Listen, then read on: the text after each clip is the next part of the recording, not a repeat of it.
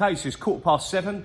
It's the next day, and the 6 bearings that we were waiting for have arrived bright and early on the Saturday. So there's the main one that we got that was the wrong thickness, and these are the 4 for the counter shaft, and that one is also for the counter shaft. So now we've got these, we can go ahead and start putting this all back together. So let's get stuck in. Okay, so all the bearings are turned up now, and I want to go through with you. So anyone else wanting to do this spindle bearing change out on a Proturn XYZ 420 lathe, and I think they're possibly the same in the 425, the newer SLX lathes, but you'd have to confirm that. But definitely what I've got here is the Proturn 420, and I will show you the bearings we've got and what you'll need if you want to do it yourself. So in total there's 8 bearings and 1 seal, and then we've got some gasket there.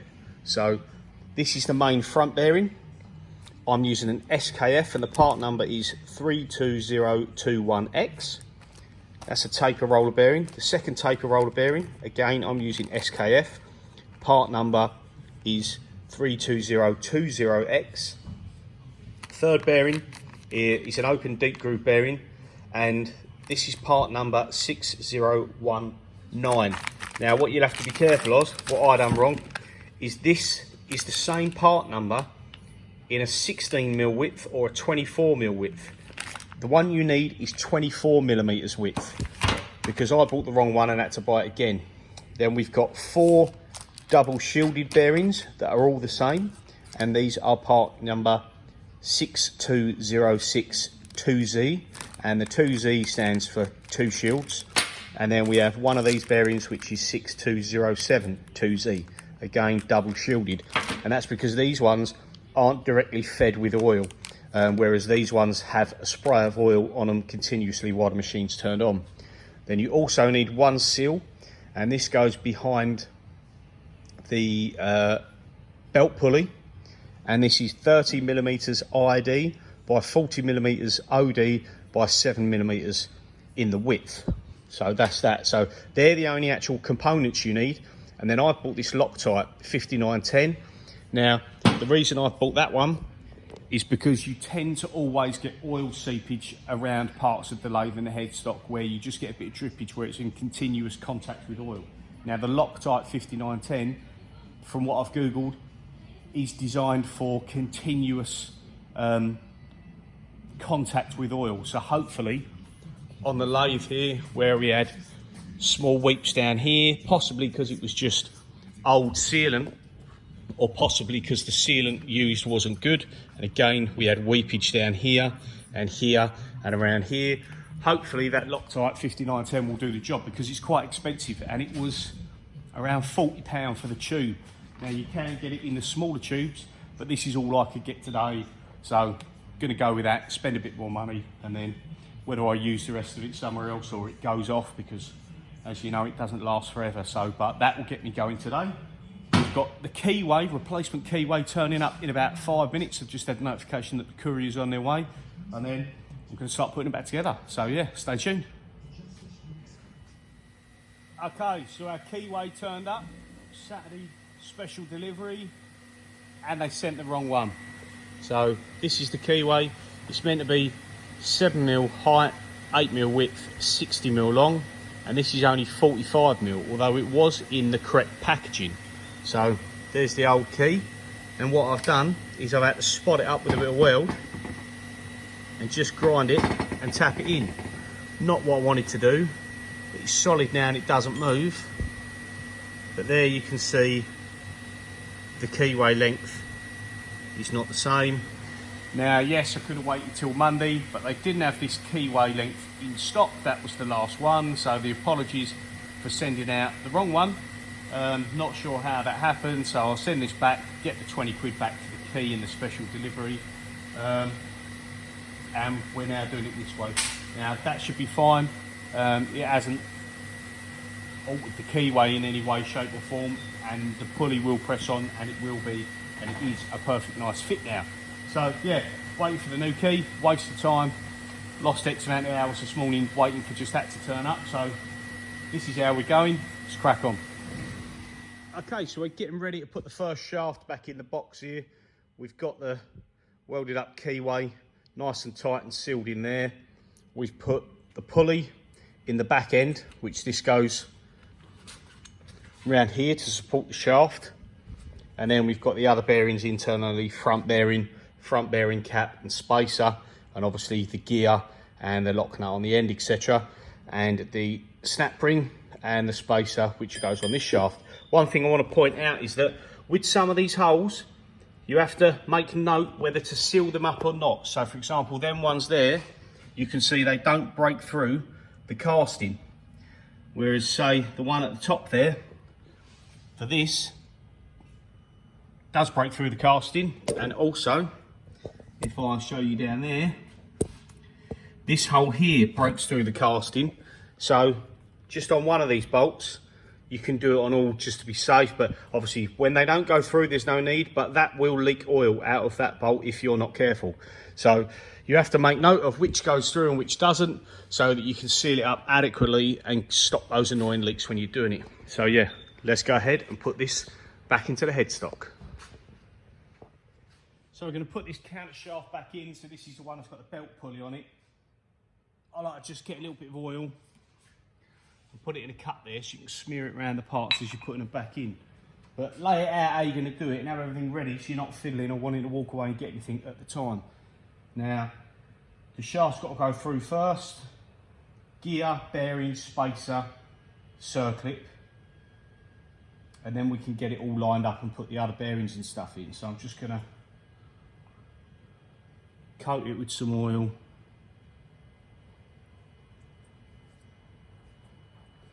On the contact shafts where the machining's been done. Doesn't matter so much about the other bits, but we get plenty of oil on them. And the same inside this gear, just to try and make it slide on as easily as you can. Spacer and bearing. Kind of gets a bit messy, but it shouldn't be too bad. So I'm going to hold the gear through.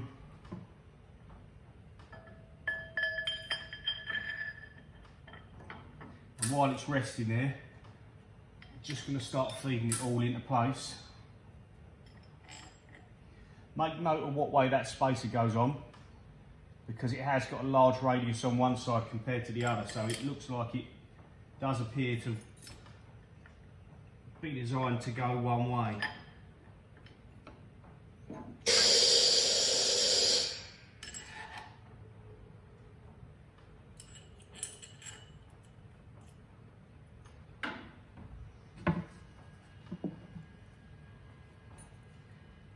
We'll get the circlip pliers.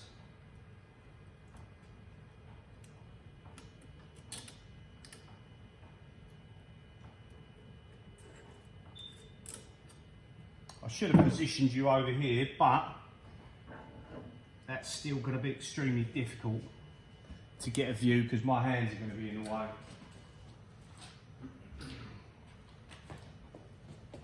So just going to get a mallet, rawhide.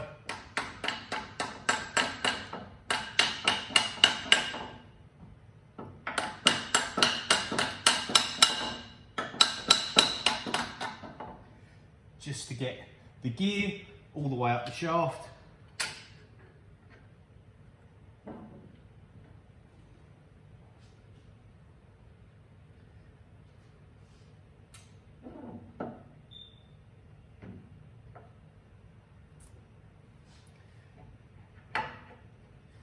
And then we're using the housing for the bearing there, just to help that go on while we hold it and do what we've got to do.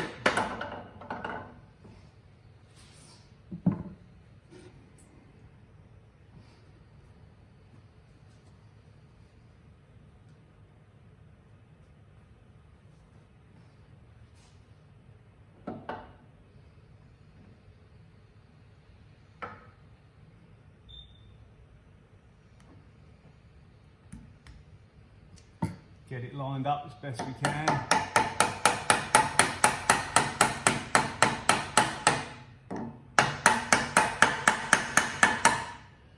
we're doing now is we're tapping the bearing and the shaft carefully into the casting until it stops.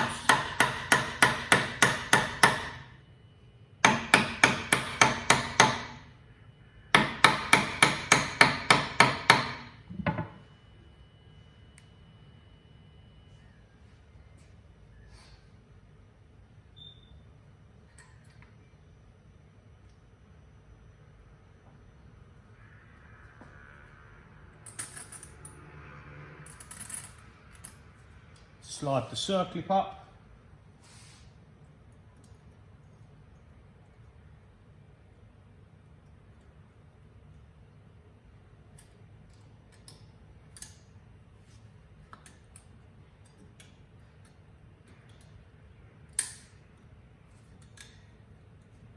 And be sure to make sure that is fully seated.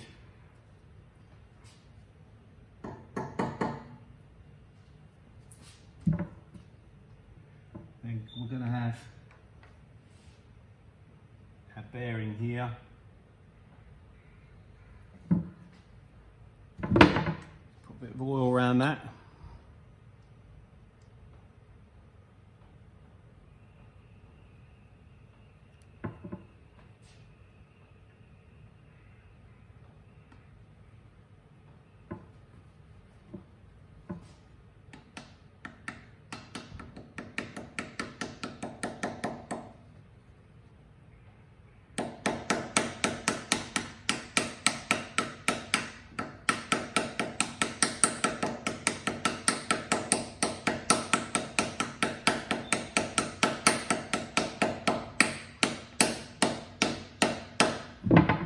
And make sure you're only contacting the outside ring of the bearing, because if not, chances are you're going to damage it.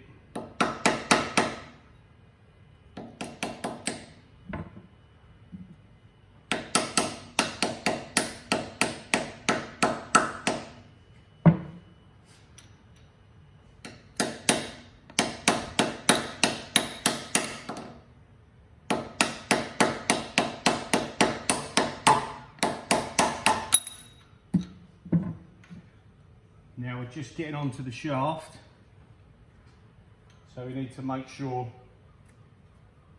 everything's sitting nicely, and then we need to push this spacer in, that sits in there, and then in turn that sits onto this. So we're almost at the point where we can get thread on it, so we need to go a little bit more.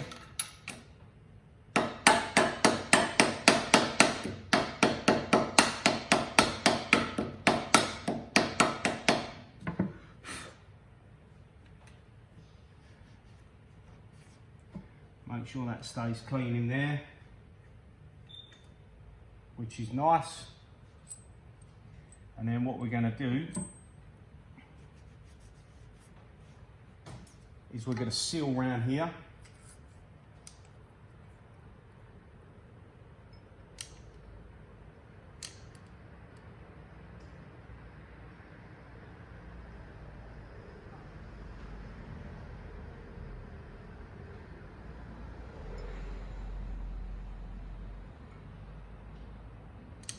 Bit of sealant there, and then a second bit around here.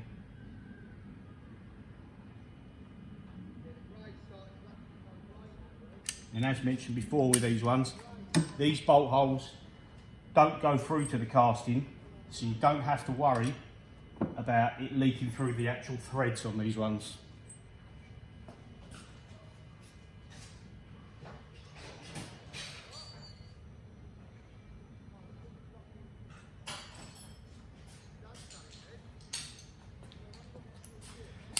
Going to grab a ratchet for when I start this one off. We'll do one at a time.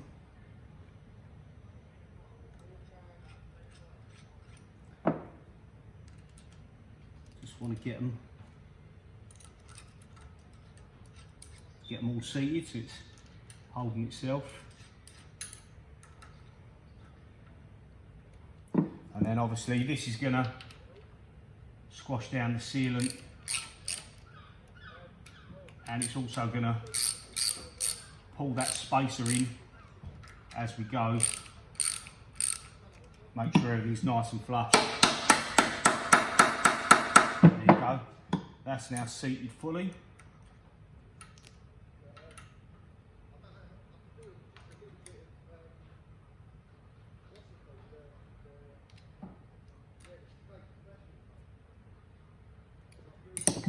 And then we'll just use the ratchet to nip them up.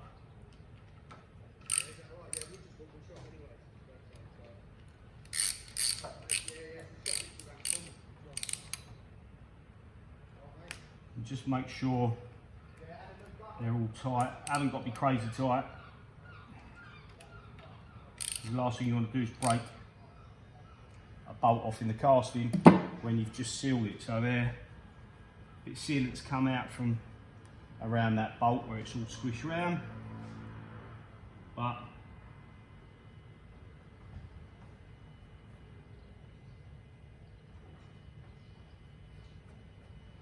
could have probably put a bit less.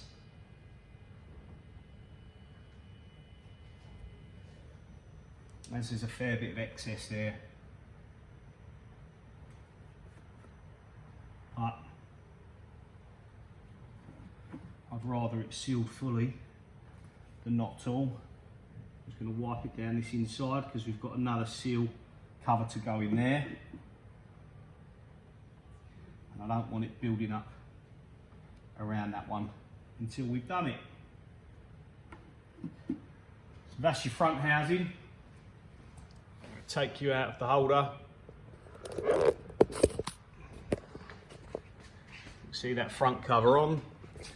This gear's in there, nice new bearings, and now it's hard to hold that still, but the play that was between this and this because of the bad keyway is now gone.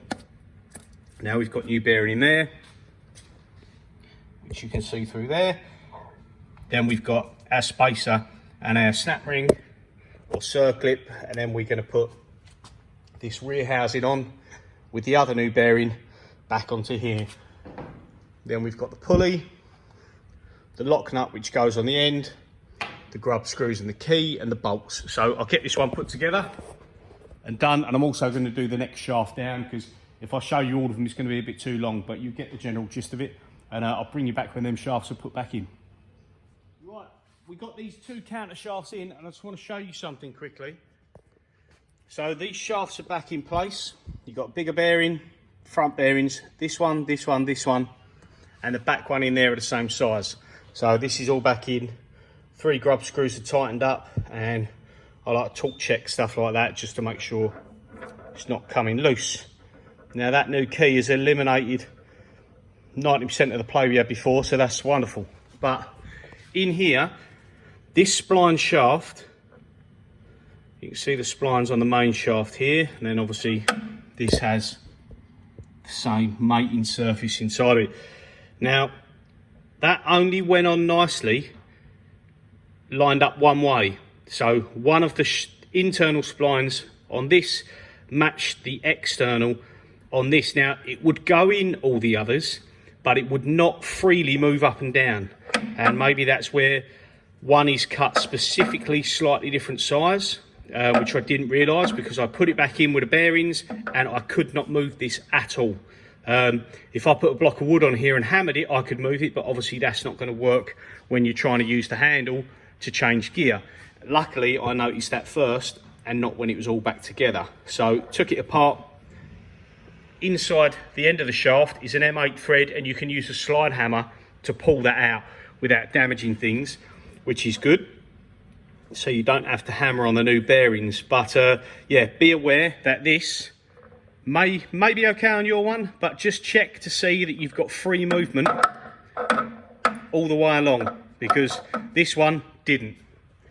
And if you put it all back together and then find out you can't change gear, that's going to be a pain in the arse. So yeah, be wary of that one. And let's carry on. Right, so the 2 counter shafts are back in. We're all sealed up here as shown earlier. We've redone this. and didn't really pay attention when I took it apart, but you can't really seal this because this shaft floats around in that hole, and this screw here, it's like a Gibbs screw, keeps the shaft in place where you want it. So you can kind of seal around it, but you don't really want to go right over it. So, because if you ever want to take it out and it's completely full of seal, it might be a bit of a pain. So I might run a bit around there and fill that gap, but we shall see. But the gears are in there. And this is for the detent, the ball bearing. Let's just clean the lens there. There's the detent for the ball bearing. And then the gears sliding into different pieces there at different points.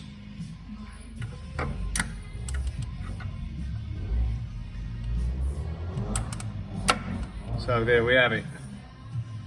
There's your high, which will connect with the main gear.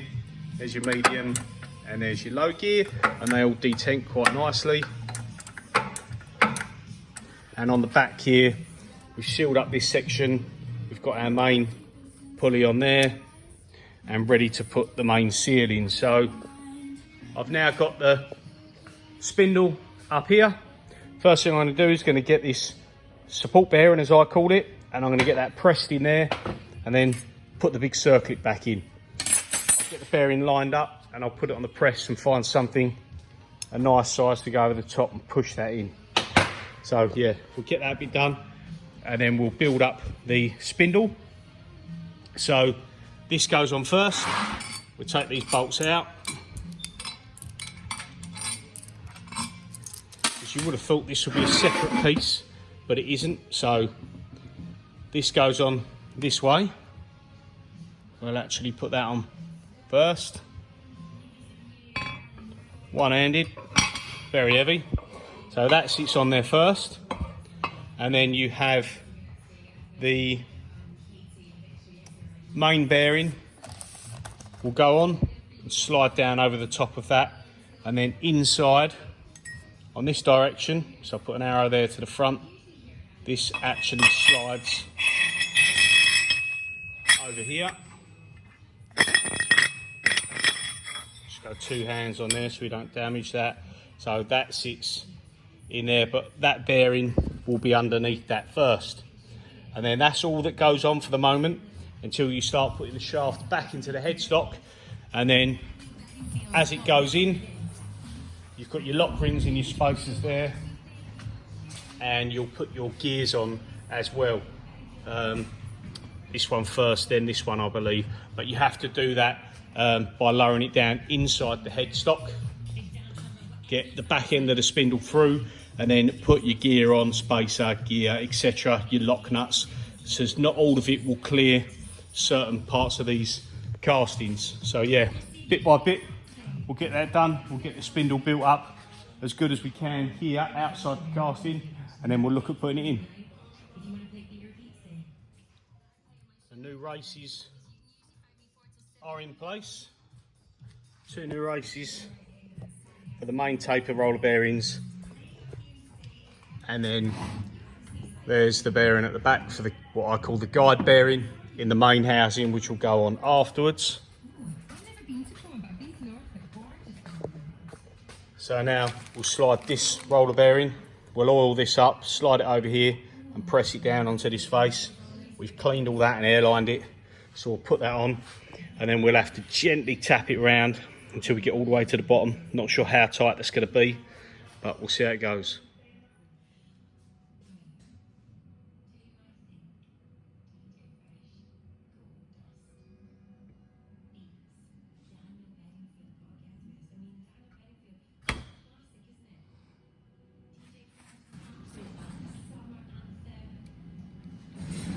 That went on easier than I thought, which is nice because it means we don't have to start knocking around a brand new expensive bearing. Well, not too expensive, but again, you don't want to damage it. So that goes there like so. And then this big spacer,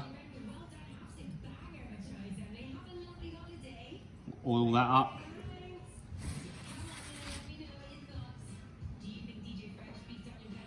And we had an arrow on there because this has got a distinctive chamfer to clear the back of this cage and make sure it sits right up against the face of the inner ring of the bearing.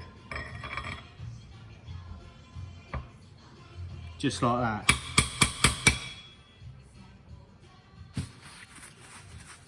There we go. Downside is, when you want to start putting this in, I'm going to borrow another pair of hands probably, because this is going to be really heavy and I don't want to damage anything.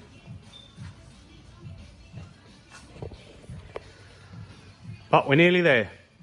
Okay, so we're going to attempt to lift the spindle, if I can now, back into here. Try and keep these surfaces nice and clean. Bit of wood here to rest the spindle onto as we get going. And then just get it rested on this edge and this top here.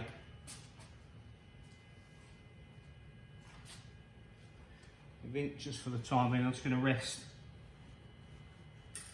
a rag in there so I don't ching up that too much.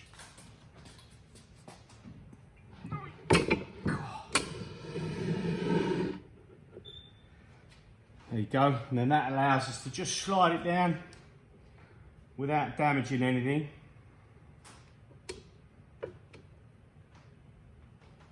So that's good.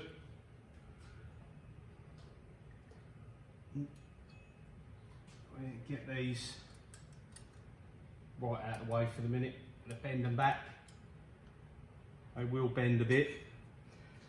And then I'll work out what gears I need to get on first.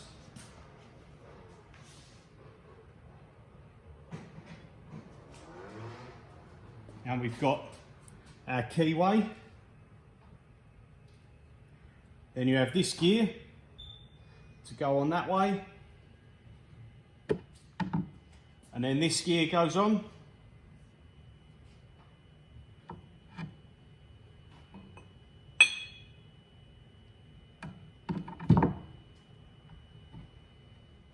And then we have our large lock nut. So we've got to try and slide it in and put these on individually as we go.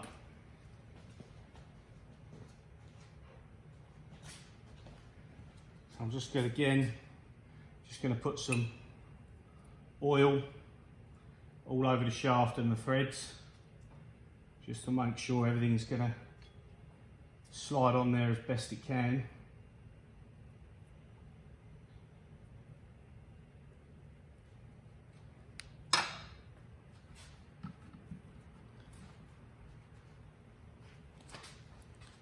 And before I start, I'm just going to orientate the spindle so the keyway is at the top.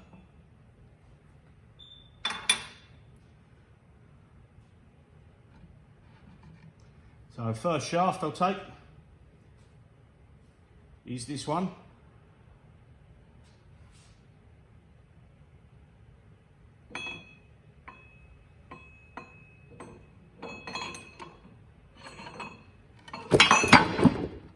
We nearly lost it.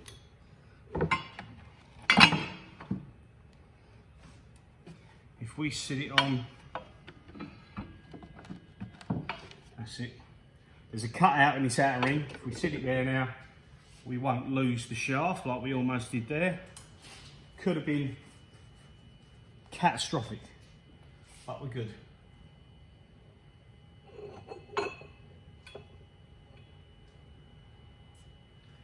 So the key is to try and get both on at one time. Now, I did say about getting a pair of hands to help, but I'll work on my own, and it's a Saturday and I didn't think I'd get this far. So we're going to try and put this in as it is.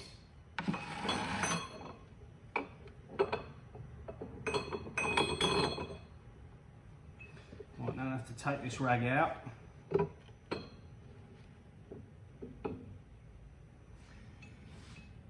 Now we need to lift it back a bit because I've got to get both gears in there.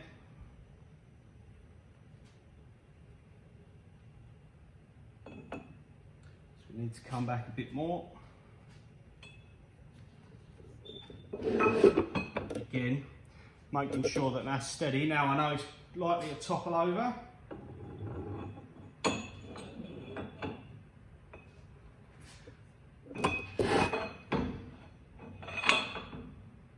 Right, so our gears are on.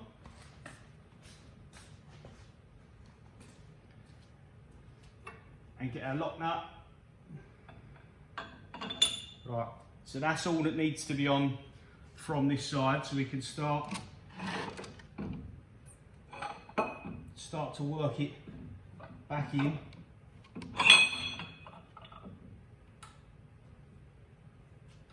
Now is where it becomes extremely awkward.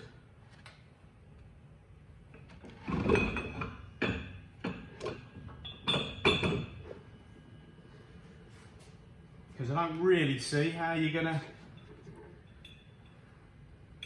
properly lift this and get it into place. To be honest with you.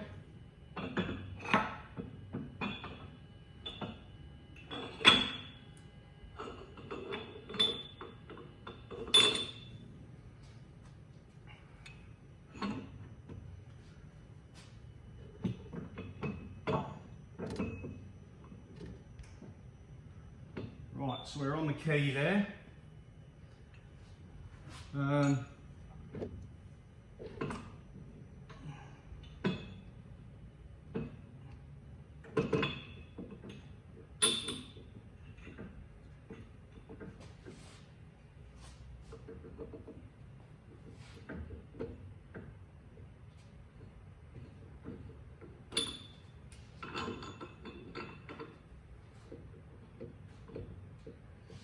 Right, we need a bit more of a wiggle around.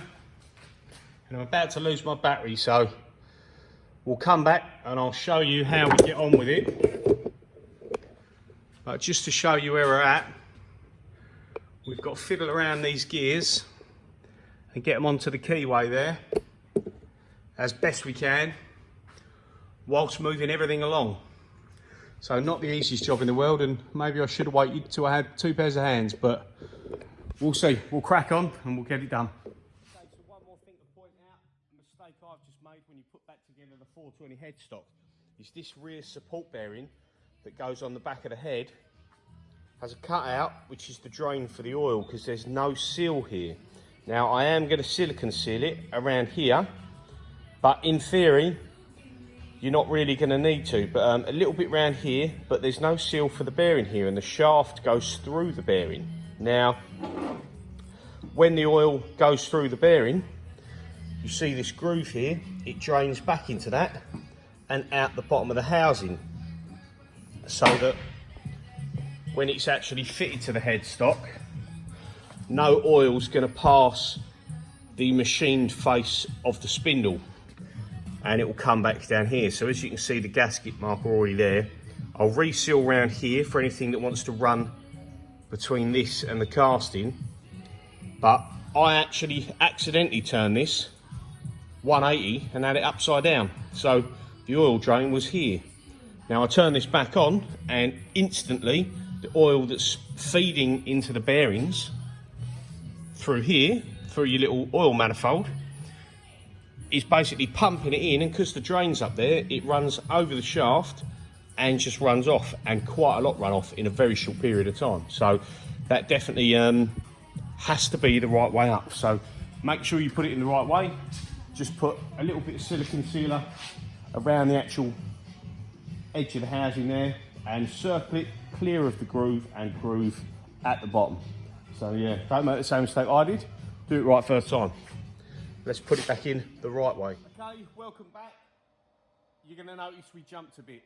So the spindle is back together, all the bearings are back in, and she's running. Now, I've got to admit, the reason I jumped a bit was, as when you saw in the last video when I was putting the spindle back in, when I nearly dropped it off the bed, it was an absolute pain to do on your own. I decided that I'll do it, done the rest of the little counter shafts that you saw, that was good. Got the spindle into position and thought, let's just carry on and get it done. and advice is don't do it on your own. It's so heavy, and getting the gears slid onto the spindle shaft and then the lock nut and trying to hold it straight, and it was an absolute nightmare. It really was. I should have waited till I had an extra pair of hands, or even better, 2 pairs of hands really, because you could do with holding one at the front, one person holding the back of the spindle and another person tapping on the gears, because they're not a loose slip fit over the spindle shaft. So when I had the spindle in position, which is really heavy on its own, then you've got the front ring on it, then you're trying to put a gear on that needs knocking on, you just start risking, I'm really struggling not to rest the spindle on the edge of the bearing race, etc, etc, and yeah, it was an easy job. So I had no battery left on my phone, so I carried on, and after a bit of blood, sweat and tears and a lot of cursing, I got it back in. It's refitted. The fitting was,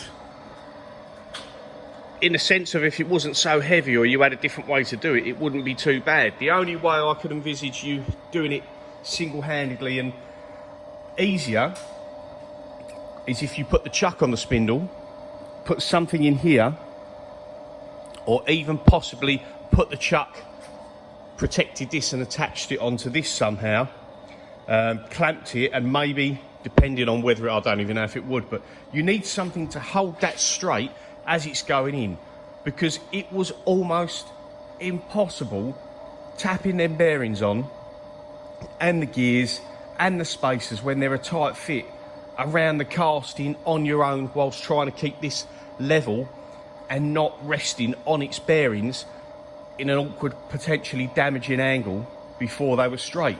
Now, it did eventually go in, like you say, and it is all back together. I'll show you. The cabinet there is all back together. The pulley. Everything is on. And we run it pretty much all day yesterday.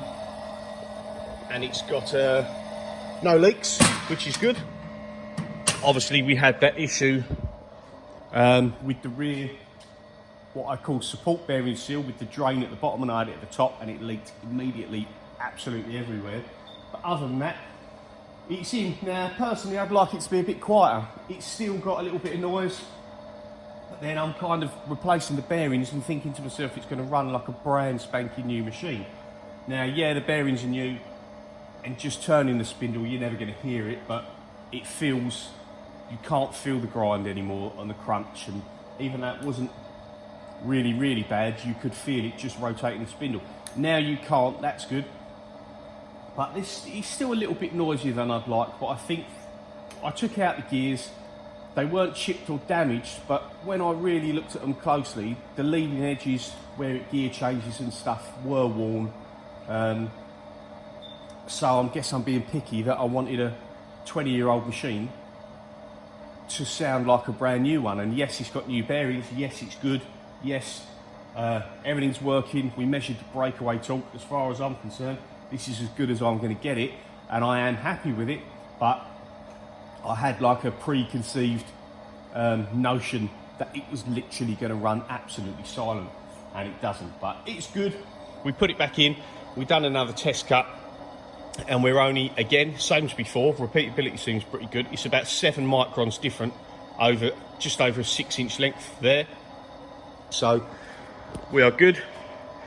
We'll turn it on, see how you can hear it.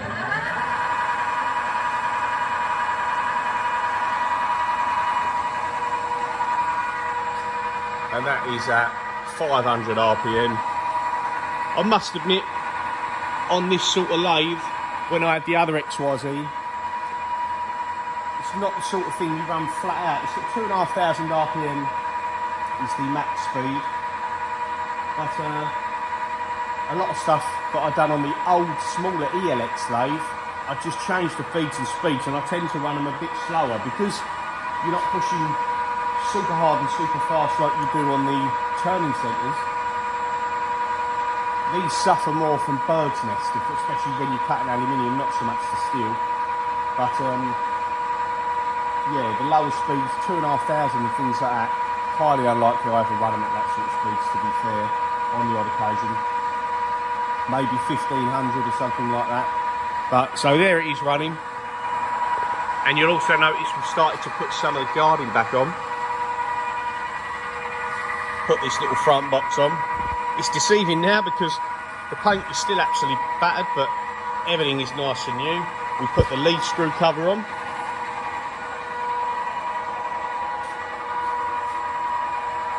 And I have started, but I still need to figure out a few bits. This is the chuck guard limit switch here. And the actual chuck guard. Let's turn this off for a second. The actual chuck guard cover is here. This was quite badly damaged and bent up. It's not actually too bad now, but it's still a bit bent. And you'll notice that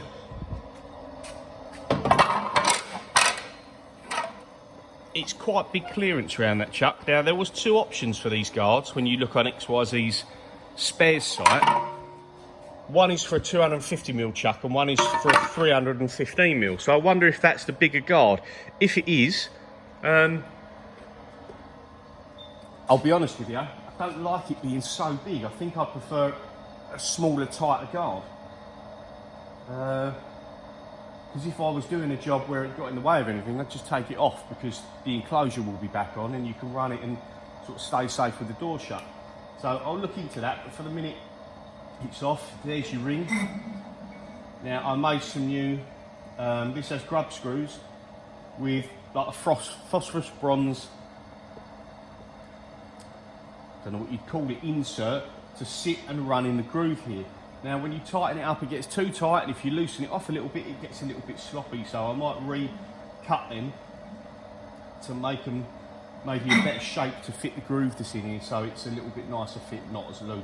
But yeah, so we are getting there. We are getting there. The one thing I will mention, I don't know if anyone else has got these machines and feels the same, the X-axis hand wheel is quite nice and tight. The Z is very loose in comparison, and what I have noticed, I've leaned into something before and knocked it with my leg, and I actually then broke the tip. The other thing I don't like is the forward reverse switch there is underneath all these handles, so you're coming through them, and again you can tap your leg on here and potentially quite easily knock it. These handles don't fold, so you can't stick them out of the way. But I went to get this the other day, and as I done it, turn the hand wheel, and again you could end up crashing the tool tip. So what I think I'm going to do is I'm going to move that from here, and I'm actually going to put it on the side. I'll put it down here, so at least whenever you're turning on and off the spindle, you're reaching away from all of this and you're not risking anything getting damaged. So that's going to be done. The other thing I'm going to do is we have a start stop here, which is for your cycle start or your start of power feed and things like that. It's okay there, but I must admit I preferred with the old one. I bought a remote stop go switch, so it plugs in exactly the same. You don't need to modify anything, and then you can have it clipped on the side, and then when you're looking at doing something, it can be in your hand. So rather than sort of feeling down there to where you want to be or keep your finger on your button, you can have it in your hand and you can be looking through the panel or looking through the window, ready to stop it in case you need to. I definitely preferred that, and that's what I'm going to do. And then stop go switches just go into here.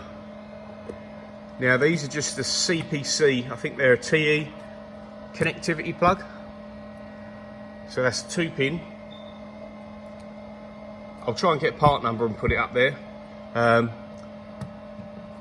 then yeah, 2-pin connector, and then obviously it's just a momentary push button. It's not a latch-in, it's just a momentary push button like that. And when you buy them from XYZ, they've got a curly cable, they're very nice, they're a billet machined aluminium housing, they're awesome, but they're also delivered, including that, about £230. bit much for a switch, so I'm going to make one. Got the curly cord off eBay, £15. The connector and the back shell was 20 quid. A button, I think, was £7. So by the time I'm done and I machine a piece to put it in and buy a couple of end fittings in, it will probably cost sort of 70 quid. Now that's a little bit more realistic, you know. Even if they marked it up a bit and it was, say, £100 plus that, but 220 for basically a switch, a push button switch, is a bit much. So yeah, I'm going to make my own one of them, and I'm going to start putting the rest of this housing back on. Now the next bit of the housing is this great bit here, so I'm going to have to get help lifting that on, and then we can kind of start sealing the back of it up, because I don't need to get to anything now as far as I know.